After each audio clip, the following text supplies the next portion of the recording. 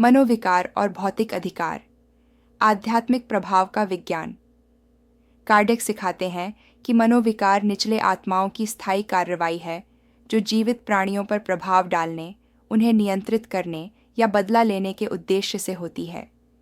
ये आत्माएं मानसिक और पेरिस्पिरिटुअल तरल पदार्थों के माध्यम से कार्य करती हैं, जो प्रभावित व्यक्ति के साथ मिलकर एक तीव्र कंपन संबंध बनाते हैं।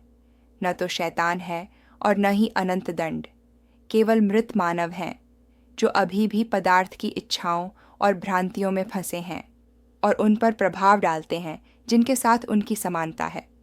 मनोविकार की तीव्रता भिन्न हो सकती है। साधारण, जब हल्का मानसिक प्रभाव होता है जो अजीब विचारों या अचानक निराशा में प्रकट होता है। मोह, जब आत्मा तर्क पर हावी हो जाती है और प्रभावित व्यक्ति को भ्रामक विचारों में विश्वास कराती है। दासता, जब आत्मा आंशिक रूप से शरीर या इच्छा पर नियंत्रण कर लेती है। प्रत्येक स्तर दोनों के बीच तरल पदार्थ की ट्यूनिंग का परिणाम है, क्योंकि नैतिक समानता के बिना स्थायी संबंध नहीं हो सकता। क्वांटम भौतिकी एक मूल्यवान तुलना प्रस्तुत करता है। हर कंपन रेसोनेंस की खोज करता है। इसी तरह विचार और भावनाएं ऐसी आवृत्तियां बनाते हैं जो सुसमंजस्य में आत्माओं को आकर्षित करती हैं। निम्न आत्मा शरीर में प्रवेश नहीं करता, बल्कि पेरिस्पिरिटुअली जुड़ता है। अपने तरल पदार्थों को शरीर के तंत्रिका तंत्र और मानसिक क्षेत्र पर प्रक्षेपित करता है। पेरिस्पिरिट एक क्वांटम एंटेना की तरह काम करता है। ऊर्जा और विचार की तरंगों को अवशोषित, बढ़ाता और पुनः प्रसारित करता है। आधुनिक न्यूरोसाइंस पुष्टि करता है कि मस्तिष्क सूक्ष्म भावनात्मक और मानसिक उत्तेजनाओं के प्रति अत्यधिक संवेदनशील है। दोहराए जाने वाले विचार, अपराध बोध, क्रोध या भय की भावनाएं न्यूरल पैटर्न बनाती हैं जो आध्यात्मिक स्तर पर घने कंपन के समान होते हैं, जो ऑब्सेशन के अनुकूल हैं। ऑब्सेसर आत्मा इन पैटर्न को मजबूत करता है और शरीरधारी सुसमंजस्य के कारण उन्हें पोषण देता है, एक ऊर्जा पुनः प्रवाह सर्किट बनाते हुए। इस चक्र को तोड़ने के लिए आंतरिक परिवर्तन, प्रार्थना, मानसिक सतर्कता और नैतिक उन्नति आवश्यक है। कार्डिक सिखाते हैं कि ऑब्सेशन का इलाज सबसे पहले नैतिकता का कार्य है। निम्न आत्माएं ईमानदारी की प्रार्थना, दया और उद्देश्य की शुद्धता के कंपन वाले वातावरण को सहन नहीं कर पाती। मध्यम या प्रेत बाधित व्यक्ति को अपने विचारों को ऊंचा उठाने, क्षमा करने, सेवा करने और प्रेम करने का प्रयास करना चाहिए। भय के स्थान पर ईश्वर में विश्वास को स्थान देना चाहिए।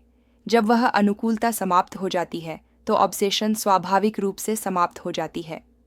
प्रेत बाधनों में प्रेतात्मा केवल प्रभाव नहीं डालती, बल्कि क्षणिक रूप से प्रेत बाधित की इच्छा को बदल देती है, उसके शरीर पर तीव्रता से कार्य करती है। हालांकि इसमें कोई पूर्ण विलय या पूर्ण नियंत्रण नहीं होता।